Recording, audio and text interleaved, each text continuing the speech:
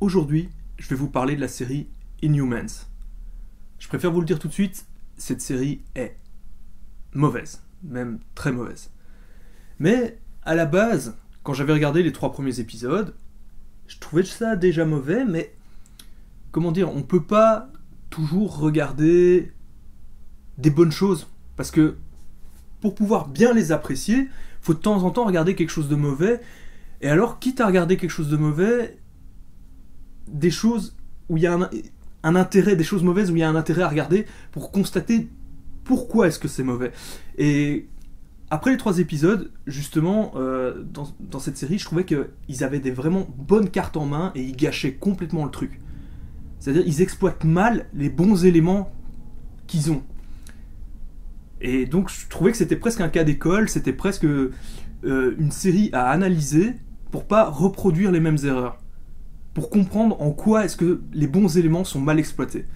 Seul problème, c'est que ça c'était après les 3 épisodes. Surtout qu'en plus, si ça se trouve, par la suite, ils allaient bien faire les choses, j'en sais rien. Mais en fait, ça n'a pas été le cas du tout. Le 4e épisode commençait à être insipide et après, la suite est totalement insipide, ennuyeuse, l'impression qu'il se passe rien, jusqu'au dernier épisode où là il y a un petit sursaut, c'est vaguement quelques éléments intéressants à nouveau, mais rien de bien folichon. Mais je développerai ça après. Tout d'abord, pour ceux qui se demandent, oui, mais pour regarder cette série, il faut regarder Marvel Agents of S.H.I.E.L.D. Il n'y a pas besoin. Il n'y a pas besoin. Tout ce qu'il faut savoir dans Marvel Agents of S.H.I.E.L.D., c'est que il y a en fait des humains qui ont un gène extraterrestre placé via des manipulations génétiques faites par les extraterrestres appelés les Kree. Et il y a un produit, le terrigène, qui réveille ce gène extraterrestre donc chez les quelques individus qui le possèdent et donne des pouvoirs. C'est la seule chose qu'il faut savoir.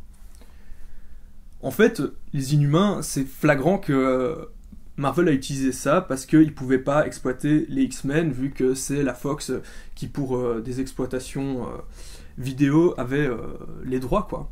Donc Marvel s'est rabattu sur un autre concept de mutant. Un petit mot vite fait sur Marvel Agents of S.H.I.E.L.D., qui était une série, chaque saison en 23 épisodes. Faut se rendre compte que les séries avec ces formats-là, en fait, plus une série est longue, plus le budget par épisode est moins élevé. Parce qu'au final, vu le nombre d'épisodes, une saison coûte quand même bien plus cher, quoi. Donc il faut pas comparer les séries en 10 épisodes avec les séries en 23 épisodes. Donc effectivement, c'est pas des budgets phénoménal. La série était tombée au bon moment, entre guillemets, parce que en fait c'était une période, moi, où je regardais aucune série. Je pensais même à regarder des bonnes séries, enfin des séries qu'on m'avait dit qui étaient bien, mais qui étaient passées, donc rattraper mon retard. Mais bon, je me suis laissé tenter à l'époque par Marvel Agents of S.H.I.E.L.D. Ce qui était assez intéressant, c'est qu'on avait généralement un prologue qui faisait penser au prologue de X-Files. Sauf qu'au lieu que ce soit l'agent Mulder et Scully qui débarquent, c'était les agents du S.H.I.E.L.D. Et ils n'avaient pas vraiment de concurrence, des séries d'action comme ça avec de la science-fiction, du fantastique, il n'y avait pas vraiment de concurrence, donc ça se laissait regarder. Mais c'était des one-shots chaque fois les épisodes, et petit à petit on te faisait comprendre, on te faisait un peu de build-up, genre ouais, il va se passer un truc, mais tu savais pas trop quoi. À partir des 2 tiers de la saison 1, ça devenait totalement à suivre, et là c'était hyper prenant. Parce que le truc, c'était de te faire des personnages attachants, et tu veux savoir ce qui va leur arriver. La saison 2, c'était directement totalement à suivre. Et moi, je voulais savoir ce qui allait se passer. Surtout qu'il te teasait, à la fin, il te faisait, généralement, à la fin des épisodes, c'était pas des cliffhangers, mais c'était du teasing. C'était de faire comprendre que, oula, il va se passer un gros bordel, quoi. Il va se passer un truc qui va foutre la merde. Et tu voulais trop savoir ce que c'était. Moi, à l'époque donc de la saison 2, je suivais d'autres séries qui étaient vachement meilleur que Marvel Agents of S.H.I.E.L.D. Et pourtant, quand des épisodes sortaient en même temps, je donnais priorité à Marvel Agents of S.H.I.E.L.D. parce que je voulais trop savoir ce qui allait arriver au personnage. Alors que c'était pas la meilleure série, mais voilà, ils avaient trouvé le truc, le ton juste. J'aimais particulièrement l'agent Coulson, qui était fait pour être une espèce de chef d'équipe idéal. C'est le gars, tout le monde aimerait avoir un chef comme ça au boulot, quoi. J'aimais bien Sky, bon après elle devient un peu chiante, mais voilà, c'était les deux personnages que j'aimais vraiment bien. Mais à partir de la saison 3, malgré que c'était toujours totalement à suivre, j'ai commencé un petit peu à me lasser parce que les rebondissements sont un peu toujours les mêmes. Au niveau des ficelles scénaristiques, ça c'est vraiment répétitif. La 4e saison, il y avait des choses qui se rattrapaient, mais j'étais plus aussi quand même addict. Je donnais plus priorité à Marvel Legends of S.H.I.E.L.D. malgré les quelques bonnes idées de la saison 4. Alors, les Inhumains. D'où viennent-ils? Qui sont-ils? Formidables héros des temps nouveaux. Donc là derrière, on voit qu'ils sont apparus à la base dans les 4 Fantastiques. Ils sont créés par Jack Kirby. Là-dedans, donc c'est une compilation. Il y a d'abord une première histoire où en fait il y a juste Medusa qui apparaît et elle est là comme super vilaine. Pour mettre plusieurs personnages avec des pouvoirs face aux 4 Fantastiques. Parce que bon, c'est un peu logique vu que c'est une équipe de mettre une autre équipe en face d'eux. Et puis il y avait une autre histoire où on découvrait qu'en fait Medusa venait d'un lieu où il y avait d'autres personnes semblables à elle, et on découvrait tous les différents personnages. Et l'air de rien, la série télé, malgré qu'il n'y a pas les 4 Fantastiques, au final s'inspire quand même pas mal de cette première histoire des Inhumains où on les découvrait, etc. Tous les personnages y sont, hein. Crystal, Karnak, Gorgon, Guldor, Medusa, Black Bolt, ils sont tous. Maximus aussi, c'est le même concept, hein. Avec Maximus, c'est exactement le même concept. On reconnaît bien Gorgon. Au niveau des comics, c'est des personnages qui ont été fort oubliés pendant hyper longtemps. C'est-à-dire qu'à l'époque où je suivais vraiment l'intégralité de l'univers Marvel dans les années 90, j'en ai pas une seule fois entendu parler. Pas une fois. C'est des personnages qui, de temps en temps, sont apparus de manière sporadique, et en fait, ça fait seulement, depuis 2006, 2007, un truc comme ça, qu'ils font des apparitions récurrentes. Donc, personnellement, moi j'ai commencé la série en sachant pas grand-chose de ces personnages, à part ce qu'il y avait dans ce comics. Bon, maintenant je vais vraiment développer au niveau du feuilleton. Il y aura un tout petit peu de spoil mineur vers la fin, qui ne gâcheront en rien la vue du feuilleton, surtout si vous avez vu les trailers. En fait, les seules choses que je vais spoiler sont dans le trailer. En fait, aux USA, la série a été faite, je sais plus si c'est seulement les premiers épisodes ou si c'est l'intégralité des épisodes, a été fait pour être projeté en IMAX. Et c'est vrai que quand j'ai regardé les 2 premiers épisodes, en fait, je trouvais que la définition de l'image était vachement poussée, que ça avait l'air d'être vraiment fait pour quelqu'un qui a une immense télé, d'hyper bonne qualité, une télé 4K, un truc de fou. Mais par contre, c'était avec des décors dégueulasses. Je me suis dit, c'est quoi ce feuilleton des années 90 où t'as des décors carton-pâte tout dégueulasses, et que justement, vu la définition, etc., ça se remarque encore plus. Et les costumes de merde et compagnie et tout ça, j'hallucinais. Comment est-ce qu'on peut projeter ça en IMAX? Alors de temps en temps, ils faisaient des beaux plans, mais à nouveau, à quoi ça sert de faire des super beaux plans dans des décors de merde? Surtout que je comprends pas, c'est contradictoire donc avec ce que j'ai expliqué. C'est une série en 8 épisodes. Et pourtant le budget est minable. Mais vraiment minable, hein. Je comprends pas. D'habitude, quand t'as une série en 8 épisodes, c'est pour faire du True Detective, Stranger Things, c'est des trucs comme ça, des trucs qui envoient du lourd. Alors on va me dire, ouais, mais là, il y a des CGI et tout. Mais ils sont dégueulasses. Ils sont dégueulasses, à part Guldor. Il est bien fait. Il y a moyen de mieux le faire quand même, mais il est super bien fait pour une série télé. Alors, au niveau de ce qui aurait pu être des points positifs, rien que le fait que, par exemple, ça se passe à Hawaï, le gros de l'intrigue. C'est inhabituel. D'habitude, tout se passe je sais pas, à New York, des lieux comme ça. Là, ça pouvait être quelque chose d'intéressant. Ça l'est au final pas vraiment. Un autre truc qui aurait pu être vachement intéressant, c'est que c'est le bordel très vite. Dès le début, c'est le gros bordel. Et donc justement, tu peux te dire, non, théoriquement, c'est le truc qui devrait te hyper, qui devrait faire que t'es vite dans l'histoire, que ça traîne pas, et que t'as envie de savoir ce qui va arriver aux personnages. Eh ben non, parce que les personnages sont vachement sous-développés. On te fait quelques flashbacks par la suite pour essayer vaguement de te les développer, et ça fonctionne pas. Donc on s'attache pas du tout au personnage. Donc il leur arrive des merdes dès le début, et on s'en fout un peu, on n'est pas impliqué dans le truc. Alors, aussi, ce qui est extrêmement bizarre, c'est que donc, il se passe... C'est le gros bordel dès le début, il se passe énormément de choses. Tout le temps, en fait, il se passe tout le temps des choses, et pourtant, on a un gros feeling, une grosse impression qu'il ne se passe rien.